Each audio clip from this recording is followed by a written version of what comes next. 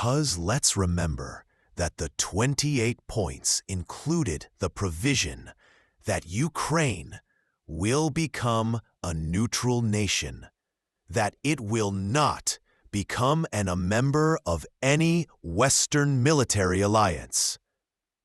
Not only that, Ukraine would have to enshrine this principle into their constitution. And then the Russian side would have to pass a law saying, we will not go beyond Ukraine. We will not attack any other Western nations, which is extremely important to basically silence all the European war armmongers who are screeching, the Russians are coming. The Russians are coming. You know, in simple terms, what Alex is describing here was the closest thing to a workable peace framework we've seen in this entire conflict. A neutral Ukraine, constitutional guarantees, and reciprocal limits from Moscow. This would have taken the oxygen out of the war narrative spreading across Europe. But instead of examining it seriously, the agreement was buried and the fear-mongering continued. And that tells you something uncomfortable. Sometimes war persists, not because peace is impossible, but because peace is inconvenient for the people in charge. The Russian Duma will pass it into a law. And then, you know, the Americans and the Chinese can say, what are you talking about? The Russians just passed a law. What are you afraid of? It's revealing because a legal guarantee from Moscow would have shattered the whole Russian threat narrative. When fear meets facts, the fear usually collapses first. So, and then of course, the European populations will also take note of this fact, and their leaders, who are trying to push them into war against Russia, will lose not only all credibility, but will probably lose legitimacy. Because nobody in Europe voted for war with Russia. Nobody wants war with Russia. It's just a very narrow segment of the political elites who are pushing for this, and who are pushing for it with an increasingly hysterical zeal, verges on madness. You know, remember Annalena Baerbock, two years ago or so, said that it doesn't matter what her German voters want or whether they suffer for it.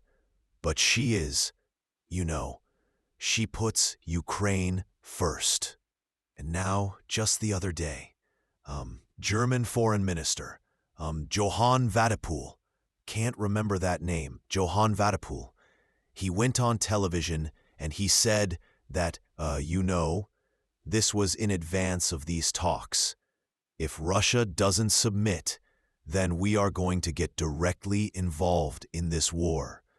And if it triggers World War II, so be it for Ukraine.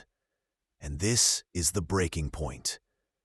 When leaders openly dismiss their own voters and flirt with escalation, legitimacy evaporates fast. Europe's public never asked for this conflict, and the louder the political class pushes, the clearer that disconnect becomes.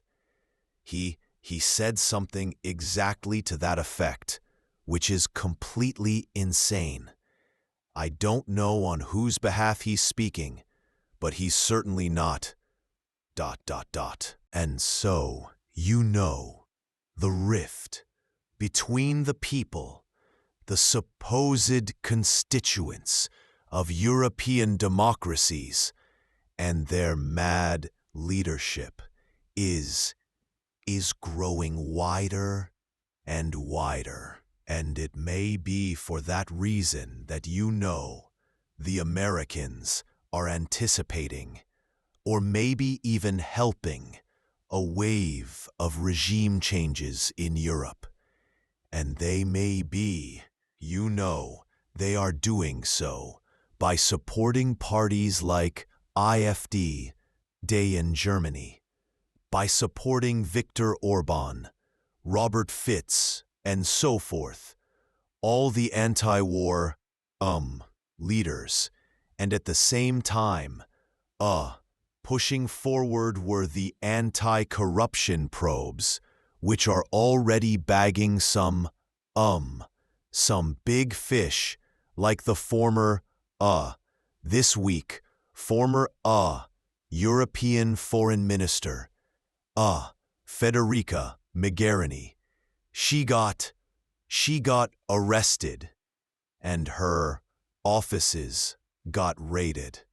So, this steamroller is advancing, and who knows what might happen.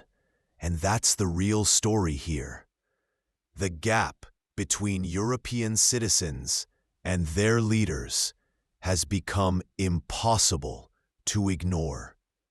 When governments stop reflecting the will of the people, power shifts, sometimes quietly, sometimes abruptly. What we're seeing now feels like the early tremors of that shift. Yesterday, when I saw the video in which Vladimir Putin is just warning Europe and Europeans that if they attack Russia, the response going to be different from what they have seen so far in Ukraine. It shows the situation between Russia and Europe is serious. There is no reason Vladimir Putin out and talking this way to Europeans. I think something so unrational, too unrational, is going on between the two parties, and Russia tries to understand the European position, but they have failed to understand it so far. Or they understand it because they don't see any rational player in Europe. That's why they are so frustrated with these sort of comments, because they're talking. First they started that Russia is going to attack us. Russia is going to attack us, to be careful, to speak in a way that people understand, and then they can relate to. Because if they think that Vladimir Putin is completely mad, that he's crazy, then they might, that gives credibility to the other side that says like, the Russians are coming for us. This is the tightrope every major leader walks. Even when they understand the real dynamics, they still have to speak in a language the public won't dismiss as madness. Because once people believe the other side is irrational or unhinged, fear takes over, and fear becomes a weapon in itself. Like it's the saying, if you live in the house of blind, don't rearrange the furniture. Leave things as they are. And so, politicians always have to take public opinion into account, because if they don't, it can be very counterproductive. So even though Vladimir Putin knows what he's dealing with, there's only, he can only go, so far in his public statements. But at the same time, the way he expressed himself this time was to discourage European leaders to do anything stupid, and to maybe encourage the people who hear him to exert pressure on their leaders to stop the madness, because in their special military operation against Ukraine, the Russians are taking the very long view, and they have been very careful not to commit atrocities at large scale. You know, you're going to end up killing some innocent civilians. That's almost unavoidable. But they were very careful not to do that at a large scale or deliberately. Or they made every effort to avoid it where it's avoidable. And so the number of civilian casualties in Ukraine war is very, very remarkably low. And that's the balance Putin is trying to strike, saying just enough to warn Europe without triggering panic or feeding the madman narrative pushed by Western politicians. His message wasn't for elites, meant to signal ordinary Europeans too, urging them to pressure their own governments before this spiral goes any further. Because the Russians understand that if you commit atrocities, that remains a festering wound in the society that can always be exploited by people who want to destabilize your country at some later time. As a crow, I know this because during World War II, the Croatian side committed some atrocities against Serbs. We're not allowed to know really the extent of that. The all attempts to come to the end and to say okay, let's find out how many victims. It's always an open question. It's always left an open question. And the how do you call it? The census of the victims and the casualties is not allowed to be completed because it gives narrative spinners a lot of maneuvering space, right? They can use that story in more effectively, but nevertheless, the committed, and to this day, Croatia is still stained by those atrocities. And there are many people on the other side who then fear Croatians. They fear a Croatian state. There are many people around the world who have a certain antipathy towards Croatia for the Nazi-aligned government that we had for a period of time in Zagreb. And so these are, these are the principles of histories. And the Russian side recognizes this, so they're very careful not to make such unforced errors in order to be able to build a future with Ukraine as a friendly nation on Russia's borders. But if a European nation attacks Russia, attack on Russia from the West. And this is the deeper point he's making. Historical wounds don't disappear. They linger. They stain nations for generations.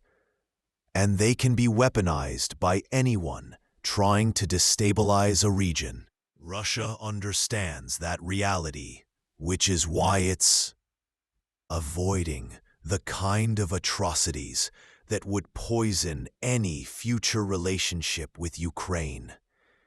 But if a European state were to strike Russia directly, all of that long-term restraint goes out the window.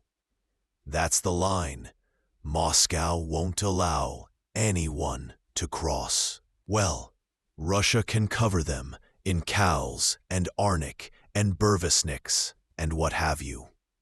Which like probably hundreds of those missiles have already been programmed with targets. At NATO military bases, a NATO headquarters, MI6. Who knows, and maybe the Russians will deal, very, very harshly with their enemies in Europe, which will be completely different from the way that they have been dealing with Ukraine up until now. It's a very different category of enemy. And so, Vladimir Putin just made that known to the Europeans. So if you want to attack us, you're on your own. It's your own risk, and we will respond the way we see fit. Europeans have no defenses against this. Like if the Russians fire a shell against the NATO military base, the NATO has no way to prevent that impact.